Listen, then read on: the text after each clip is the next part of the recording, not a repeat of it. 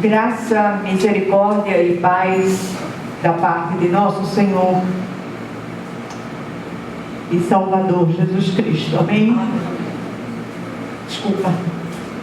É inevitável. Nós vamos abrir nossa Bíblia hoje no segundo livro dos Reis, capítulo 6. E nós vamos ler do versículo 15 ao 17. Segundo livro dos Reis, capítulo 6, do 15 ao 17.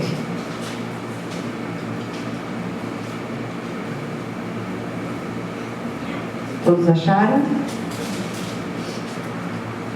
Segundo de Reis 6, 15 a 17.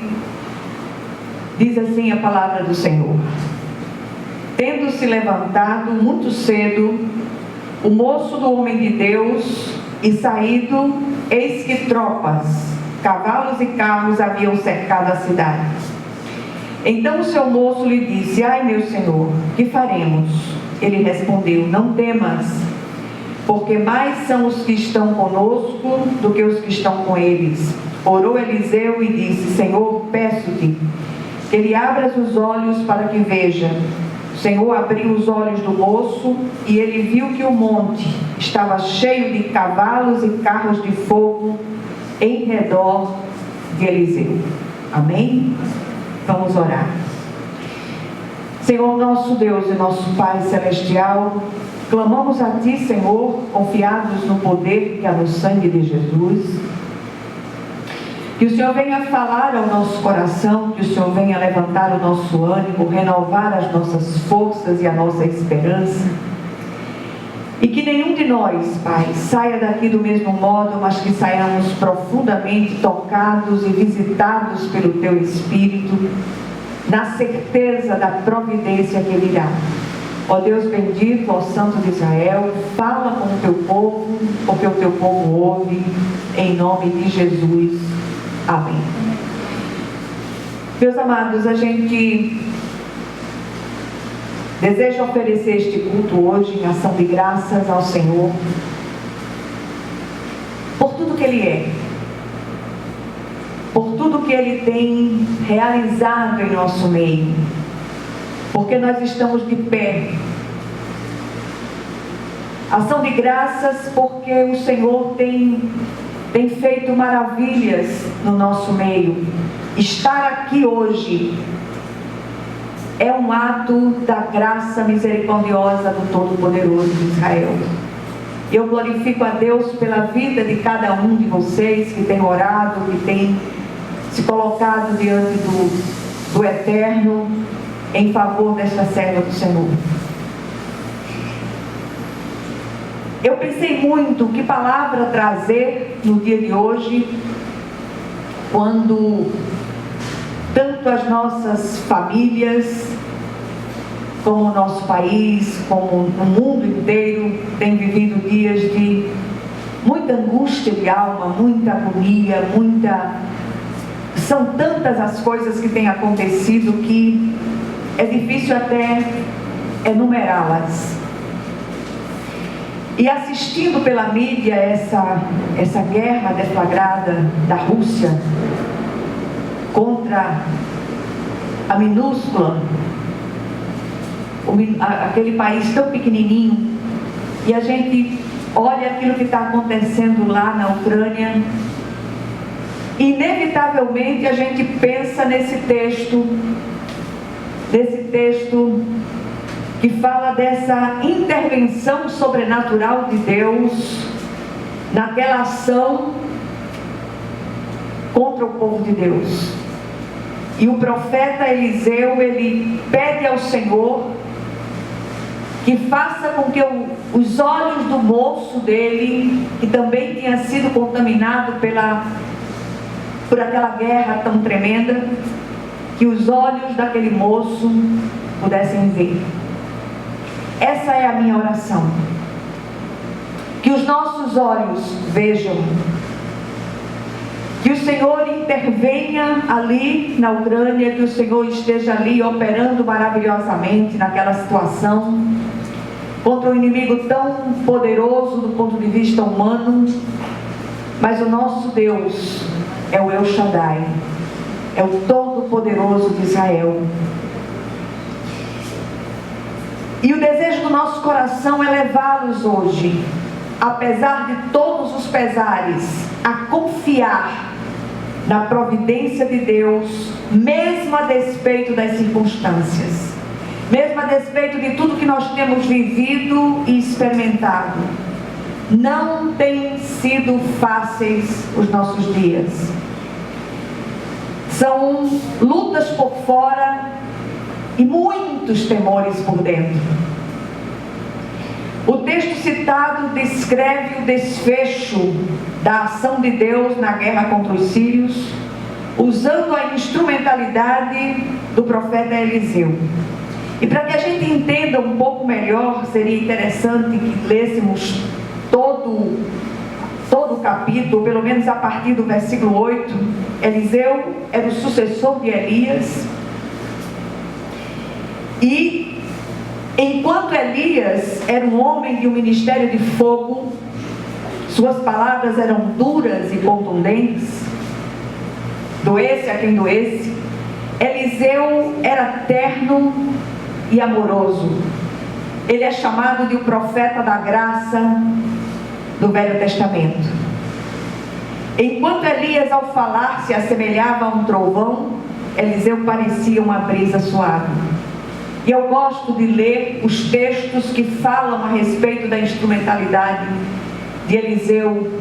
Ele traz quietude ao nosso coração. Quando o terrível exército da Síria, sob o comando de Ben-Hadad, levantou-se contra Israel, cujo rei provavelmente deveria ser Jorão, filho de Acabe, o terror tomou conta de todo o povo. Até mesmo o ajudante do profeta foi contaminado com aquele terror terrível. E sobretudo com o aparato bélico daquele povo, que era de uma crueldade ímpar.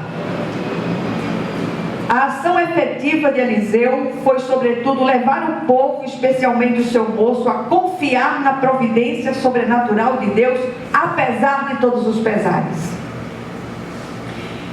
E nesses dias nós estamos sendo chamados pelo Senhor a confiar no Senhor de todo o nosso coração. Nós não estamos vendo o vento, nós não estamos vendo chuva, nós não estamos vendo nenhum mover humano, mas o nosso Deus está agindo. O Senhor é o Deus do sobrenatural. E nós precisamos declarar isso a plenos pulmões. A nossa providência está chegando. O silêncio de Deus significa grandes preparações. Quando o céu se cala, é sinal de que grandes coisas estão sendo preparadas para o povo de Deus. Eu creio nisso de todo o meu coração. E ai de mim se eu não cresce. E aí a gente para e olha para situações que nós dizemos assim: meu Deus, o que vai acontecer diante disso? Não interessa. Que a gente já possa dizer amém para aquilo que o Senhor fará, para aquilo que Ele já está fazendo. A igreja dos nossos dias precisa restaurar sua percepção do sobrenatural de Deus e reconhecer a manipulação dos falsos milagres com o fim de atrair adeptos. O real propósito dos milagres é glorificar o nome excelso do Senhor, nosso Deus, e não engrossar as fileiras eclesiásticas. É preciso testemunhar daquilo que Deus está fazendo. Se não fosse o Senhor que tem estado ao nosso lado, nenhum de nós estaria de pé. Porque os dias têm sido maus, os dias têm sido difíceis, mas o Senhor, por baixo de nós, estão os braços eternos. A exploração marqueteira dos pseudo-milagres tem provocado duas reações: a dependência idolátrica dos milagreiros de plantão, ou o ceticismo árido que rejeita o sobrenatural de Deus. Os dois extremos são perigosos, porque confundem a percepção do verdadeiro agir de Deus. O milagre para nós é uma possibilidade real. Conte com o milagre. E eu repito, Deus está agindo. O que nós aprendemos com essa breve meditação? Primeiro, precisamos entender que o Deus que agia no passado, age hoje. Mesmo quando os nossos olhos espirituais estão impedidos de enxergar, um exército do céu pelejando por nós. E a glória dessa ação é totalmente de Deus e não de homens. E a minha oração hoje é a mesma oração do profeta Eliseu em relação ao seu rosto. Senhor, que os nossos olhos vejam, que o Senhor nos permita enxergar com os olhos espirituais, que sejam iluminados os olhos do entendimento, como diz o apóstolo Paulo em uma de suas orações. Vê o pastor Malta sentado ali, glória a Deus, é milagre de Deus. Quantas coisas o Senhor tem feito por nós. Partilhar da lucidez que Ele tem do alto dos seus 94, daqui a pouco 95 anos, se Deus assim permitir. E nós precisamos contar, experimentar e declarar o sobrenatural de Deus. Em segundo lugar, não podemos perder de vista que o nosso Deus é o Deus dos milagres e move o sobrenatural ao nosso favor. O Senhor nos revela os planos do adversário, porque Ele é o El Roi, o forte que vê. Nada acontece sem que antes Ele revele aos seus servos os profetas. O Senhor nos cerca pela frente e por detrás com alegres cantos de livramento. Ele envia seus santos anjos para nos livrar e proteger, porque Ele é o grande El Shaddai, o Todo-Poderoso de Israel, o Javé Sebaote, o Senhor dos Exércitos. O lugar mais seguro para nós é o centro da vontade de Deus. Está difícil? Talvez fique um pouco mais. Mas o Senhor não perde o controle soberano de absolutamente nada. E mais que em qualquer outra época, nós precisamos fazer essa declaração continuamente. O meu Deus age.